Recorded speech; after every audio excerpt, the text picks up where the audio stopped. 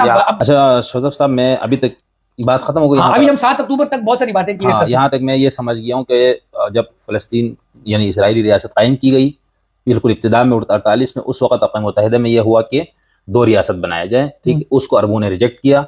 ये बात फिर ये रिजेक्शन चलती रही 1991 तक। 1967 में इसराइल ने हमला करके 6 अरब मुल्कों से सरजमीन छीन ली। अभी मैं 2 रियासती वाले हल को मैं अपने दबाव में क्लियर करूं। 1991 में आके यासिर अरफात पहला फ़लस्तीनी रहनुमा है जिसने इसको तस्लीम किया कि ठीक है, हम 2 रियासती हल को मानते और इजराइल के वजूद को मानते हैं। फिर आप फरमा रहे कि उस दौर में हमास ने मुखालफत की, सब कुछ किया, लेकिन 2017 में आके भी हमास ने उसी लेकिन उसी को से मुराद है कि उन्होंने एलिमिनेशन ऑफ इजरायली रियासत को हटा दिया, यानी इजरायली रियासत के खात्मे का। जो आप ये मान लिया कि ये इजरायली एक रियासत कायम है और हम भी एक फ़लस्तीनी रियासत कायम करेंगे। तीसरा हल आपने मुस्तफ़ा क्या नाम बताया, मुस्तफ़ा बरगूती का बताया कि भाई ये 2 रियासती हल जो है ना, ये कोई हल नहीं है, ये मुमकिन नहीं है और जमहूरियत के उसूल पर